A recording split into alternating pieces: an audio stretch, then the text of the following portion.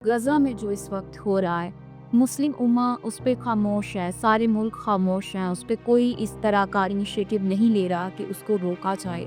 असल में दो चीज़ें ऐसी हैं जो कि उस ज़माने से हमारे लिए मसला बनी हुई हैं जिस ज़माने से इकबाल ज़िंदा थे। एक फ़लस्तीन का मसला, एक कश्मीर का मसला। हम कश्मीर को हल कर नहीं सके, फ़लस्तीन को क्या हल करेंगे? हालत ये है हमारी कि इस सूबे जब गज़ा का मसला पैदा हुआ है तो ओआईसी जो कॉन्फ्रेंस हुई है, किसी एक मुल्क ने उनकी हमायत नहीं की तरीके से। लेकिन जो करंट गवर्नमेंट है वो तो कहती है कि हमारे आने के बाद मुल्क का जो मुआशी निज़ाम है वो काफ़ी हद तक हमने उसको ठीक किया है, उसको बिगाड़ गया था इमरान खान। वो तो इस लिहाज से कह रहे हैं कि आपके पास कुछ भी नहीं था, आप दिवालिया होने वाले थे। कि जो इस वक्त हमारे मुल्क में मुज़ाकरात चल रहे हैं नून लीग और पीटीआई के गवर्नमेंट और इनके दरमियान। वो तो कह रहे हैं ना जी कि ये मजाक कर रहे हैं पीटीआई वाले। बहुत से लोग कह रहे हैं कि दोनों तरफ से मजाक हो रहा है। हुकूमत पाकिस्तान जो है वो मुल्क के अंदर जमहूरियत चाहती है और अपोजिशन की जमातों को क्रश नहीं करना चाहती, और ये इसलिए करना चाहते हैं कि इनका ख्याल है कि शायद लोगों का ये कहना है कि इन्हें महसूस हो रहा है कि इनके सारे ऑप्शन ख़त्म होते जा रहे हैं।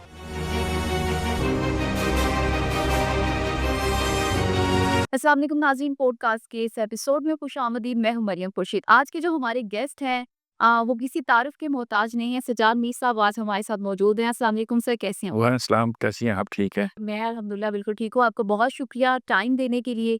सजाद मीर साहब, हम सबसे पहले बात कर लेते हैं कि जो इस वक्त हमारे मुल्क में मुज़ाकरात चल रहे हैं नून लीग और पीटीआई के गवर्नमेंट और इनके दरमियान, तो आप इनको किस तरह देखते हैं? आपको लगता है कि ये मुज़ाकरात करने से इनके अंदर जो इख्तलाफात हैं वो ख़त्म हो जाएँगे? क्योंकि ख्वाजा साहब कह रहे हैं कि ये मुज़ाकरात नहीं मज़ाक-रात है और ये 100% ड्रामा कर रहे हैं पीटीआई वाले। और अभी ये 16 जनवरी को इन्होंने दोबारा से इसका इजलास किया है, एक नया फेज़ होगा वो तो कह रहे हैं ना जी कि ये मजाक कर रहे हैं पीटीआई वाले।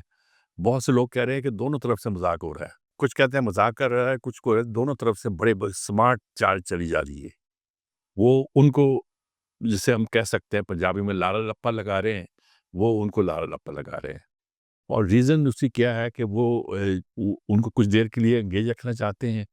उन्हें ये नज़र आता है कि ये कुछ देर एंगेज रखा जाएगा तो इंटरनेशनली ये तासुर पैदा होगा कि हुकूमत पाकिस्तान जो है वो मुल्क के अंदर जमहूरियत चाहती है और अपोजिशन की जमातों को क्रश नहीं करना चाहती। और ये इसलिए करना चाहते हैं कि इनका ख्याल है कि शायद लोगों का ये कहना है कि इन्हें महसूस हो रहा है कि इनके सारे ऑप्शन ख़त्म होते जा रहे हैं। इन्होंने जो भी इख्तियार किया, पहले आर्मी चीफ की अपॉइंटमेंट को रोकने के लिए इख्तियार किया, उसके बाद जो भी मुज़ाहरे किए, तो फाइनल कॉल, ट्रंप कार्ड और जितने लफ्ज़ इस्तेमाल किए, वो इंतहा पसंदी के थे। और वो इस तरह के थे कि गोया लोग जौक दर जौक निकल आएँगे और एक मुल्क में हंगामा हो जाएगा और हुकूमत पलट जाएगी।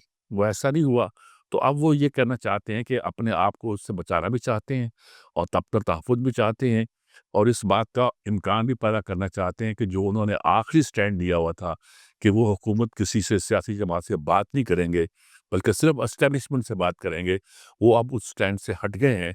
अब ये कहते हैं कि तमाम स्टेक होल्डर से हम बात करेंगे। तो यही लोगों को नज़र आता है, और उसमें लोग कई बातों पे एन्जॉय भी कर रहे हैं, मज़े भी ले रहे हैं, और कई बातों पर बहुत संजीदा भी हैं। लेकिन इसमें लोगों को क्यों बेवकूफ़ बनाने की कोशिश करें? अगर दोनों पार्टीज़ अगर एक ही चीज़ पे नहीं इत्तेफ़ाक कर रही हैं, तो इसमें लोगों का क्या कसूर है? आप खेल रहे हैं, आप बात। वो अपने-अपने इक़्तिदार की जंग लगे हुए हैं। वो चाहते हैं कि उनके बारे में तासुर अच्छा हो, और वो चाहते हैं कि उनकी जान छूट जाए। क्योंकि अब ये कि इतना इमरान की कच्ची गोलियाँ नहीं खेला हुआ, उसने हेड ऑन कोलिजन ली है और एस्टेब्लिशमेंट से लड़ाई दी है। बिल बल्कि अगर कहा जाए तो एस्टेब्लिशमेंट के चीफ से लड़ाई लेने की कोशिश की है, और उसको छुपाया नहीं है। तो ऐसे में उसको लगता है कि उसकी बचत मुश्किल है। जब बचत मुश्किल नज़र आती है तो वो कुछ ना कुछ रिलीफ भागना चाहता है और हासिल करना चाहता है, तो उसके लिए जद्दोजहद कर रहा है। जैसे ख्वाजा आसिफ तो कह रहा है कि ये सारी चीज़ अब जो है अपने आप को बचाने के लिए कर रहा है। वो ठीक कह रहा है, गलत कह रहा है, लेकिन ये है कि एक वर्ज़न ये भी है कि वो अपने डिफेंस की जंग लड़े हैं और ये अपने इक़्तिदार की जंग लड़ रहे हैं। कहीं इनके साथी एस्टेब्लिशमेंट ये महसूस ना करे कि ये लोग जो हैं उनके लिए बोझ बनते जा रहे हैं। हुकूमत की का रवैया ये है, उनका रवैया ये है, इसलिए वो आपस में लगे हुए हैं। तो आप इसका कोई नतीजा नहीं देख रहे हैं? नतीजा अभी 2025 में मुझे नज़र नहीं आता, लेकिन मुझे अब कुछ ऐसे ही दिखाई देता है कि ये حکومت جیسے بھی چلے گی یہی حکومت چلے گی اور یہی بندوبست چلے گا. اور یہ کوئی حکومت کا مسئلہ نہیں ہے کہ اسٹیبلشمنٹ انہی لوگوں کے ساتھ کام لے گی اور اسی بندوبست کے ذریعے کام چلے گا. اور اس میں ان کے کتنے اختیارات ہوں گے، کتنے کچھ ہوں گے، وہ الگ بات ہے، لیکن نہیں لگتا کہ بس ایسے چلتا رہے گا. سجاد صاحب یہ بتائیں کہ آپ کو کیا لگتا ہے پاکستان میں جو جمہوریت ہے وہ کس حد تک پاکستان کے مستقبل کے لیے آپ اس کو ٹھیک سمجھتے ہیں کہ کیا جمہوریت ہونی چاہیے اور کیا واقعی ہے؟ پہلی بات تو یہ ہے کہ جمہوریت جو مغرب میں ہے وہ بھی ایک تماشا بنی ہوئی ہے. کیا جمہوریت ہے کہ ایک طرف عدالت کہتی ہے کہ یہ شخص مجرم ہے جی اور عدالتی نظام اس کی توثیق کرتا ہے کہ ٹھیک ہے یہ مجرم ہے، اس کو سزا ملنی چاہیے. اور دوسری طرف جو ہے آپ کے ووٹ ہوتے ہیں، الیکشن ہوتا ہے، جمہوریت ہوتی ہے، تو وہ فیصلہ کرتے ہیں شخص ملک کا صدر ہونا چاہیے. تو یہ کیسی یہ نظام ہو سکتا ہے کہ وہی نظام ایک طرف ایک آدمی کو صدر بنا رہا ہے اور دوسرا اس کا مجرم قرار دے رہا ہے. تو بات یہ ہے کہ ہم نے جمہوریت کا مذاق بنایا پوری دنیا میں. اب ایکسٹریم قوتیں جو ہیں وہ امرج کر رہی ہیں. پہلے آخری ہٹلر اور میسولینی آئے تھے، عوام کی طاقت کے ذریعے آئے تھے. اب لگتا ہے کہ عوام کی طاقت کے ذریعے پتہ نہیں ایسی ایسی قوتیں آ رہی ہیں کہ ملک بچتے یہ جمہوریت ہے کہ اس کے نام پر آپ غزہ کی پٹی پر ایک قیامت ڈھائے ہوئے ہیں اور بچوں کو مار رہے ہیں. آپ نے کچھ 45-50 ہزار بندے مار دیے ہیں اور کہتے ہیں کہ یہ انسانی حقوق کی خاطر اور جمہوریت کی خاطر ہم نے کیا ہے. تو میرا خیال میں یہ سارے لفظ جو ہے یہ ہمارے لیے اب بے معنی بن کے رہ گئے ہیں. ملک میں جو نظام ہے فی الحال یہ اسے چلنا چاہیے تاکہ اس نے فیڈریشن کو قائم رکھا ہوا ہے، لیکن یہ بھی کوئی آئیڈیل نظام نہیں ہے. اس نظام کی وجہ سے روز کل بحث ہو رہی تھی کہ پانی کا مسئلہ پیدا ہو گیا، 6 نہریں ہماری سندھ کی کیوں نکال دی جا رہی ہیں. وہ کہتے ہیں پانی تو طے ہو گیا ہوا 91 میں کہ کس کا پنجاب کا کتنا، سندھ کا کتنا، تو اب اس میں کیا لڑائی وہ نہیں. تو یہ جو ہم اپنے مفادات کا تحفظ، ملک کی بہتری کے لیے کام نہیں کر سکتے. کبھی سوچتے ہیں کہ فلان جگہ سے گیس نکلے گی تو اس کو فی الحال دبا کے رکھو، فلان جگہ سے اگر کوئی مائنس ہے، سونا ہے، تانبا ہے، تو اس کی کیا استعمال کرنا ہے. یہ ساری چیزیں جو ہم کوئی اور پوائنٹ آف ویو سے کر رہے ہیں وہ جمہوریت کے لیے نہیں ہے، وہ آپ کے ملک کے مفاد کے لیے نہیں ہے. وہ کس کے مفاد کے لیے یہ کوئی طے نہیں کر پاتا. تو اس وقت کہتے تھے دنیا میں جتنے نظام موجود ہیں ان میں جمہوریت بہترین ہے. ہمیں تو یہ لگ رہا ہے کہ دنیا میں جو نظام بھی موجود ہیں، انسانوں کو بنائے ہوئے سارے نظام، جس میں جمہوریت شامل ہے، بس ہمیں تنگ کرنے کے لیے ہے. اور کسی عوام کو تو کچھ ملتا نہیں. اور جو مہنگائی ہو رہی ہے، وہ جو مشکلات پیدا ہو رہی ہیں وہ نظر آتی ہیں. لوگ اپنی یہ اسمبلی کے ممبران اپنی تنخواہ بڑھا رہے ہیں، وزیروں کی تنخواہیں بڑھ رہی ہیں، اعلیٰ منصبداروں کی تنخواہیں بڑھ رہی ہیں، اور غریب عوام پر ٹیکس لگتے جا رہا ہے. یہ کیا نظام ہے؟ اور سب جمہوریت کے نام پہ ہو رہا ہے. اللہ پاکستان کو بھی اور دنیا کو بھی اس نظام سے بچائے. بالکل آمین. تو جمہوریت ہمارے ملک کے لیے جیسا کہ آپ نے کہا کہ ایک اچھا آپشن نہیں ہے. ہم لوگ خود ہی ان کو ووٹ دیتے ہیں، خود ہی ہم ان کو سلیکٹ کرتے ہیں اور پھر یہ خود ہی ہمارا خون چوس کے بڑی بڑی کرسیوں پہ اور بڑی بڑی مراد حاصل کر رہے ہوتے. اس کا حل کیا؟ اس کا حل یہ ہے کہ حل دیکھیے خلا نہیں رہتا. بے نظیر ملک سے باہر بھیج دی تھی مشرف نے. اس کو نوازشریف کو ملک سے باہر بھیج دیا تھا. ایک لگتا تھا وہ ہے ہی نہیں، مشرف ہی مشرف ہے. لیکن اس خلا میں سے افتخار چودھری پیدا ہو گیا. وہ کوئی ڈیموکریسی تو نہیں تھی، بس آ گیا اور پھر حالات بدل گئے. شہباز سے بھی چلا گیا، ملک کے حالات بھی بدل گئے. ان لوگوں کے ساتھ فاہم تفہیم بھی بہتر ہو گئی اور ملک جو تھا ایک دوسری صورتحال میں چلنے لگ گیا. یہ الگ بات ہے کہ وہ شخص خود ایک مسئلہ پیدا ہوا ملک کے لیے، تو خلا نہیں رہتا. جو بھی خلا پیدا ہوگا وہ پر ہوگا، اور ہمیں امید رکھنی چاہیے کسی اچھے ہی طریقے سے پر ہوگا. آپ کیا سمجھتے ہیں کہ ملک کے لیے مارشل لا اچھا آپشن ہے یا ڈیموکریسی؟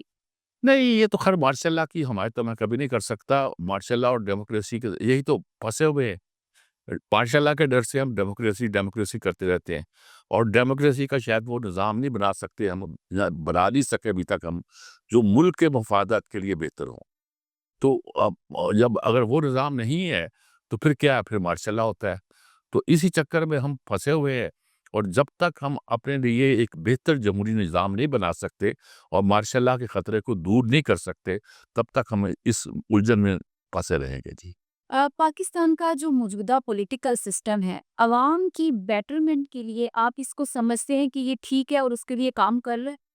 نہیں، یہ سسٹم دیکھیے کام تو یہ اگر یہ سو کالڈ پارلیمنٹری ڈیموکریسی ہے بھی، تو ہم نے ڈیوالو کیا تھا اس کو بڑے اعلان کر کے، اور ٹھیک کیا تھا کہ وفاق ہوگا، وفاق کے بعد صوبے کی حکومت ہوگی، اور صوبے کے بعد شہری حکومتیں ہوگی۔ جو ہمارے وسائل ہوں گے وہ صوبوں پہ جائیں گے، صوبے جو ہے وہ وسائل کا کچھ حصہ، کافی حصہ جو ہے وہ چھوٹے بلدیات کو یا شہری حکومتوں کو منتقل کر دیں گے۔ ابھی تک نہیں کیا، ملک کی بجائے صوبے مقدس ہو گئے، اور صوبے مقدس ہو گئے اور صوبوں نے کنٹرول کر لیا ان وسائل پر جو نیچے جانے چاہیے تھی۔ رزلٹ ہے کہ مثال کو سندھ میں لڑائی کیا ہے؟ سندھ میں لڑائی یہ ہے کہ شہری اور دیہی کی لڑائی نہیں ہے، وہ یہ ہے کہ کراچی کو آپ ان کا اختیار نہیں دینا چاہتے، اس لیے شہری حکومتوں کو آپ پاور نہیں دیتے، اور دیہی حکومتوں کو آپ پاور دیتے نہیں ہیں کہ ان کے نام پر پیسہ کھا جاتے ہیں۔ اور پنجاب میں اور پرابلم پیدا ہوتے ہوں گے، جو کچھ ہوتا ہوگا وہ بھی یہی ہوتا ہوگا، وہ دیہی اور شہری کے نام پہ ہوتا ہوگا۔ وہاں صاف طور پر یہ ہے کہ یعنی لسانی مسئلہ بھی ہو گیا بیچ میں، یعنی صرف یہی نہیں کہ شہری اور دیہاتی کا فرق ہے، بلکہ یہ ہے کہ مہاجر اور سندھی کا مسئلہ پیدا ہو گیا۔ بلوچستان میں چلے جائے، وہاں آپ کے شناختی کارڈ دے کے لوگوں کو قتل کر دیا جاتا ہے۔ خیبر پختونخوا میں تو ایک آج کل عجیب ہی صورتحال پیدا ہوئی ہے۔ اس لیے ہمیں سوچنا چاہیے کہ ہمارے ہاں جو بھی نظام ہم نے بنائے ہیں، وہ نظام وہ آئیڈیل نظام نہیں ہے جس کے خواب ہم دیکھا کرتے۔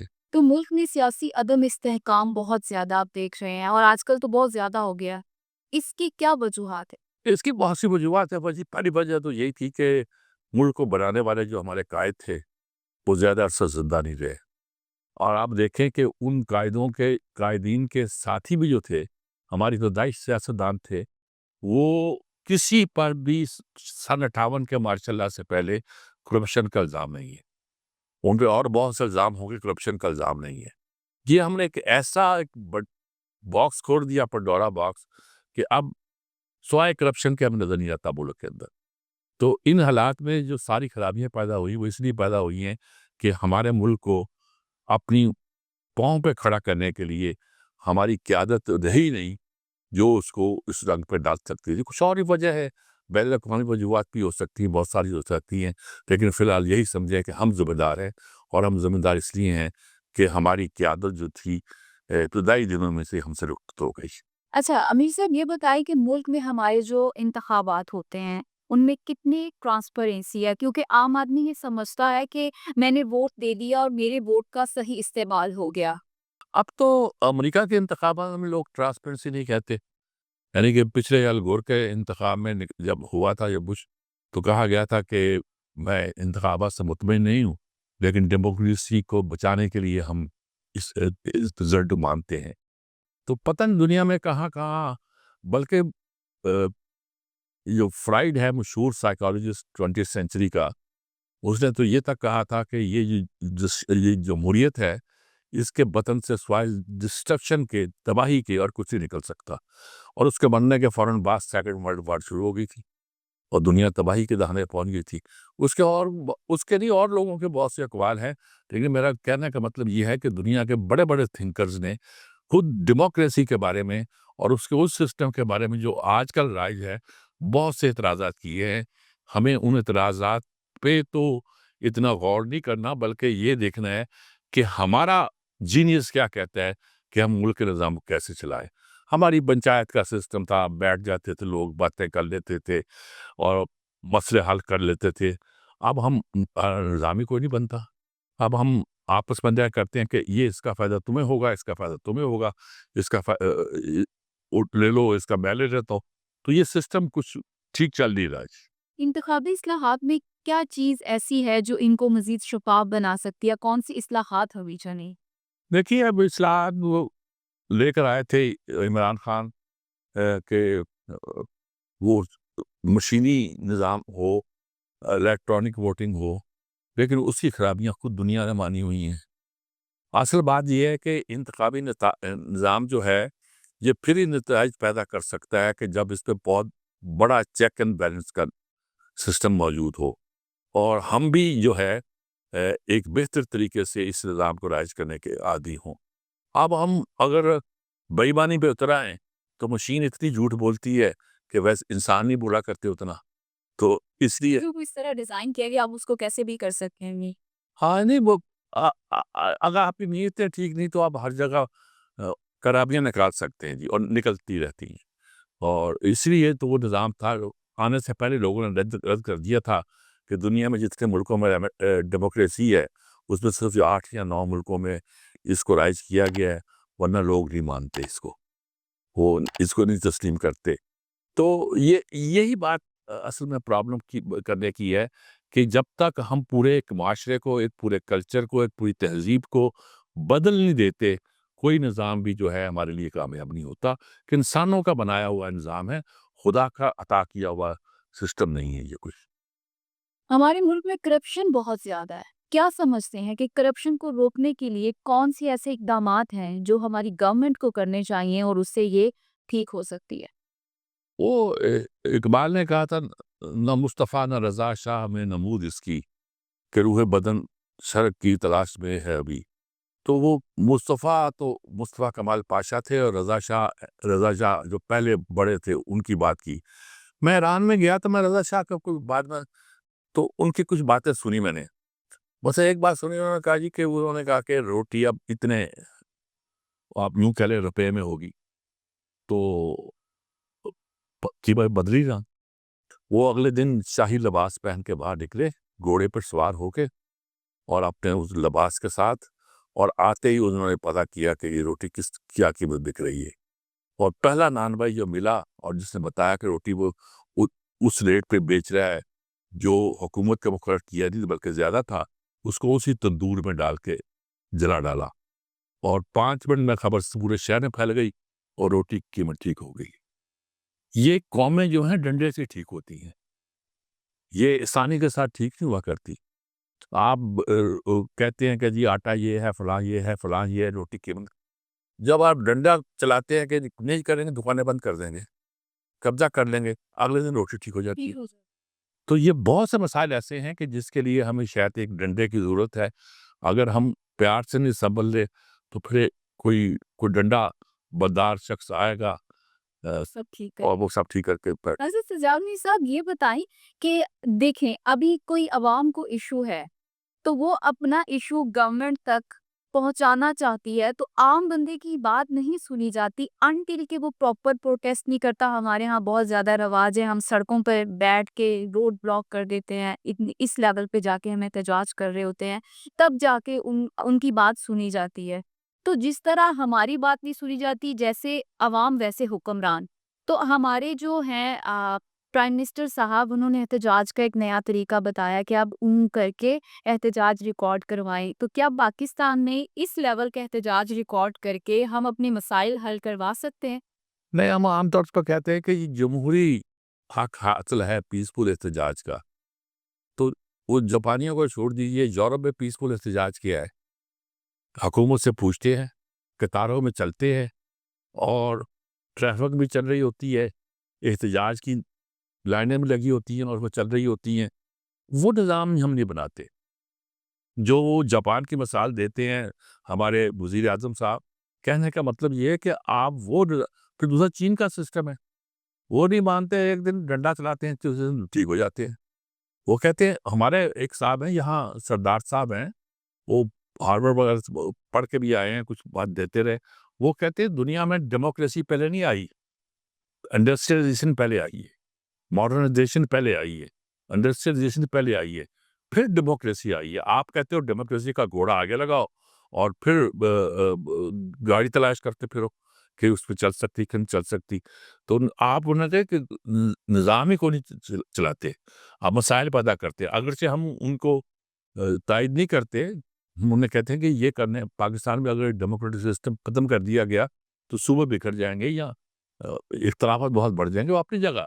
لیکن یہ ہے کہ قصہ یہی ہے کہ ڈیموکریسی کے نام سے ہم جو سمجھتے ہیں کہ تبدیلی آئے گی، تو تبدیلی ڈیموکریسی کے نام پہ نہیں آتی، وہ جو نافذ کرنے والا ڈنڈا ہوتا ہے اسی کے نام پہ آتی ہے، اور درہ عمر آج تک مشہور ہے، اور اس کے بغیر قومیں ٹھیک نہیں ہوا کرتی۔ اچھا میر صاحب یہ بتائیں کہ کہا جاتا ہے کہ ہماری جو فوج کا کردار ہے پاکستان کی پالیٹکس میں وہ بہت زیادہ ہے۔ آپ سمجھتے ہیں کہ فوج کا انٹرفیئرنس پالیٹکس میں ہونا چاہیے، اور اگر ہے تو وہ پاکستان یا کسی بھی ملک کے لیے کتنا نقصان دہ ہو سکتا ہے؟ اصل میں فوج کا یہ کسی صاحب نے بڑا اچھا فکرہ کہا تھا کہ اس ملک میں جو بھی مصیبتیں پیدا ہوئی ہیں وہ فوج کی پیدا کی ہوئی ہیں، اور اگر فوج نہ ہو تو یہ ملک باقی نہیں بچتا۔ بالکل یہ کنٹرڈکشن موجود ہے، فوج کی وجہ سے کچھ ظاہر ہے بڑے بہت مسائل پیدا ہوئے ہیں۔ ہم فوج کو اپنی سرحدوں کا محافظ کے طور پر دیکھتے ہیں، لیکن مجبوری یہ ہو گئی ہے کہ فوج کو وہ کردار بھی ادا کرنا پڑا جو آہستہ آہستہ ان کو بدنام کرتا ہے لوگوں کے درمیان کہ آپ کیوں دخل دیتے ہیں، اور یہی وجہ ہے کہ اتنے سال چلا نظام۔ آپ دیکھیے اب آپ لوگ پسند نہیں کرتے کہ یہ فوج کے ساتھ ہے، فوج کے ساتھ نہیں ہے۔ جو فوج کے ساتھ ہوتا ہے وہ بدنام ہو جاتا ہے، چاہے وہ اس کا ہونا جو ہے ملک کے مفاد میں ہو یا نقصان میں ہو، وہ بدنام ہو جاتا ہے۔ تو میرے خیال میں فوج کا کردار حد سے بڑا وہ کردار جو ہے وہ ترکی میں چلا تھا کچھ دیر، جی باقی کہیں نہیں چلتا۔ میر صاحب یہ بتائیں کہ ہماری ملک میں جو نئی سیاسی جماعتیں ہیں ان کو کیا جگہ دینی چاہیے، اور وہ اتنی کیپیبل ہیں کہ وہ اس میں آ سکیں؟ سیاسی جماعتوں کو کیوں جگہ دینی چاہیے؟ لیکن 4 بندوں کی جماعت بنا دینا تو کوئی بات نہیں ہوتی نا۔ جماعت بناؤ نا، بنی جماعت دیکھے پاکستان بننے کے بعد جو جماعت ایک طاقت کے ساتھ بنی تھی وہ پیپلز پارٹی تھی، جنہوں نے طاقت کے ساتھ اور ایک الگ اپنے کلچر کے ساتھ اور اپنے بانی کے انتقال کے بعد 50 سال بعد تک اب باقی ہے۔ اب عمران خان بھی جماعت بنا رہے ہیں لیکن اس میں بھی پرابلم پیدا ہو رہے ہیں۔ پھر کئی جماعتوں کے بلتے اور ٹوٹتے دیکھا ہے ہم نے، ان کی کئی ریزنز ہیں۔ اس کو اسٹڈی کرنی چاہیے، دیکھنا چاہیے کہ جماعتیں ہمارے یہاں کیوں ٹوٹتی ہیں، کیوں نہیں بن پاتی۔ صحیح۔ پاکستان کی سیاست میں نوجوانوں کا کیا کردار ادا ہونا چاہیے؟ جب ہماری یہ اسٹوڈنٹ یونین کام کرتی تھی تو ساری قیادت پیدا ہوتی تھی۔ ہمارے ساتھ کے جتنے لوگ ہیں وہ ہر پارٹی میں لیڈر وہی بنے، جوید ہاشمی ہوا، جہانگیر بدر ہوا، مطلب ادھر کا لے لیں ادھر کا لے لیں، حفیظ خان ادھر چلے گئے، جدھر کا بھی لیڈر لے لیں وہ اسٹوڈنٹ یونین سے پیدا ہوا۔ ہم اپنے اسٹوڈنٹس کو تربیت ہی نہیں ہونے دیتے۔ اگر ان کی تربیت ہوگی وہ سیکھیں گے طالب علمی کے زمانے میں، یقینی طور پر وہ بہتر رول ادا کریں گے اور سمجھ لیں گے کہ ملک کو چلانے کے لیے یا جمہوری طریقے سے آگے بڑھنے کے لیے ہمیں کیا کرنا چاہیے۔ ایک اچھے سیاستدان میں کون سی ایسی کوالٹیز ہیں جو ہونی چاہیے؟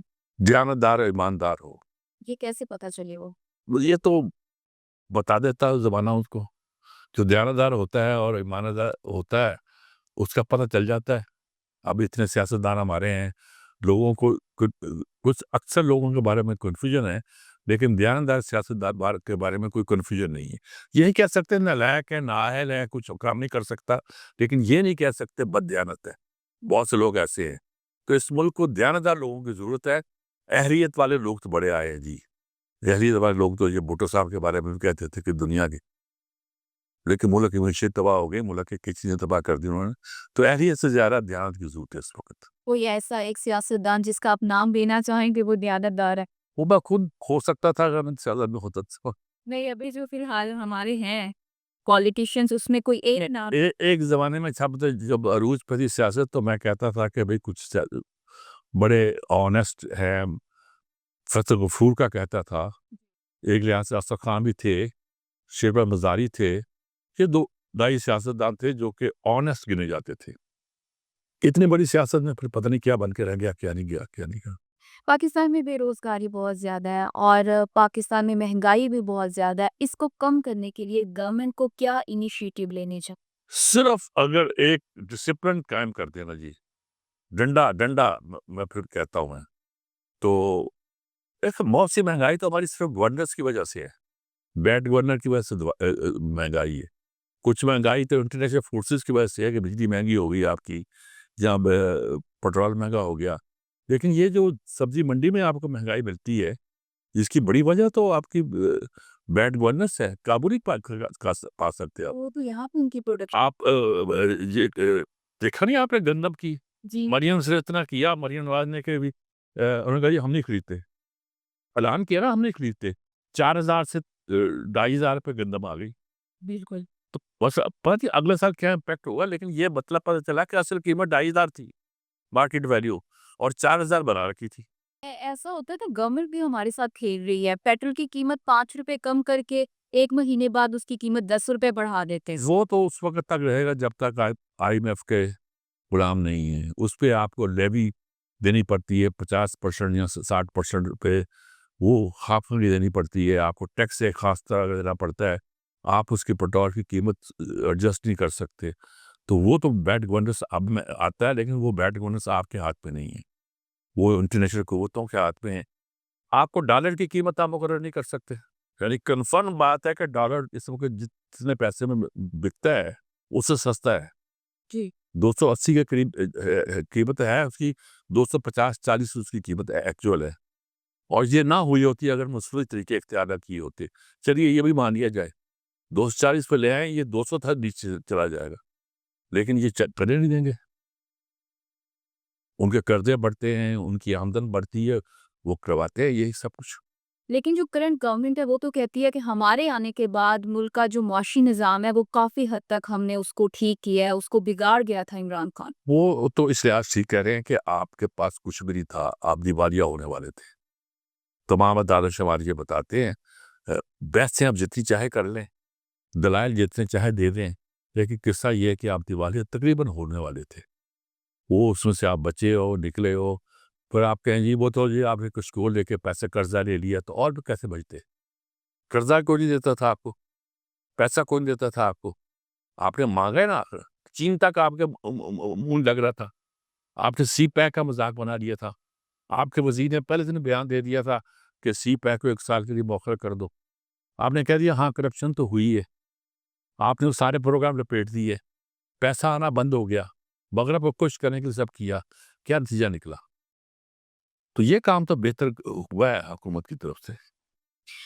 سجاد میر صاحب، غزہ میں جو اس وقت ہو رہا ہے، مسلم امہ اس پہ خاموش ہے، سارے ملک خاموش ہیں، اس پہ کوئی اس طرح کا انیشیٹو نہیں لے رہا کہ اس کو روکا جائے، آپ کیا کہیں گے اس کے بارے میں؟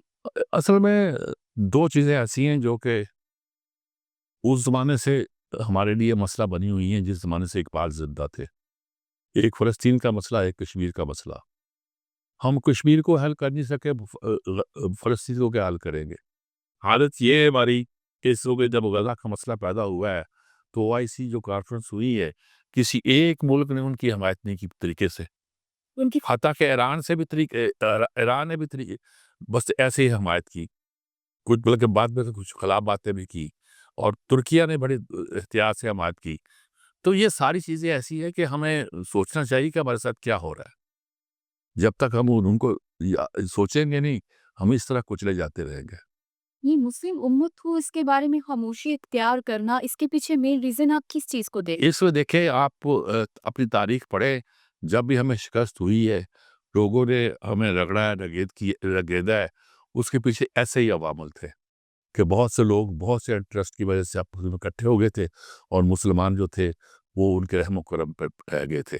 اب بھی وہی ہو رہا ہے، وقت آئے گا عقل آ جائے گی ان کو، اور اس وقت تو صرف سارا معاشی مفاد ہے۔ جب ٹرمپ کہتا ہے کہ میں چاہوں تو سعودی حکومت 15 دن نہیں رہ سکتی، پچھلی بار جب اس نے کہا تھا تو اس کا مطلب کیا ہے؟ مطلب یہ ہے کہ یہ حکومتیں ان کے سارے قائم رہتی ہیں۔ وہ کہتا ہے مڈل ایسٹ کو مقام عبرت بنا دوں گا، اس کا مطلب کیا ہے؟ اس کا مطلب یہ دوست بات یہ دیکھیں، ایران جو ہے وہ پیچھے ہٹا پڑا، کیونکہ اس نے شام پہ بھی اٹیک کر دیا، جارڈن پہ کر دیا، پوری دنیا کی طاقت اکٹھی ہو گئی کہ ایران کو کچھ نہیں کرنے دینا۔ امریکہ نے عراق پہ کیا، خط پہ اتنے کی ہوگی۔ کچھ نہیں کرتا، کچھ نہیں کرنے دیتا، تو یہ ساری چیزیں شامل ہے اس میں۔ جامنی صاحب، بہت شکریہ آپ کے ٹائم کا، بہت اچھا لگا آپ سے بات کر کے، آپ نے بہت اچھے سے پاکستان کے جو ایشوز چل رہے تھے ان پہ اپنی رائے پیش کی۔ ناظرین، آج کے پروگرام سے فی الوقت اتنا ہی، مجھے اجازت دیں، اللہ۔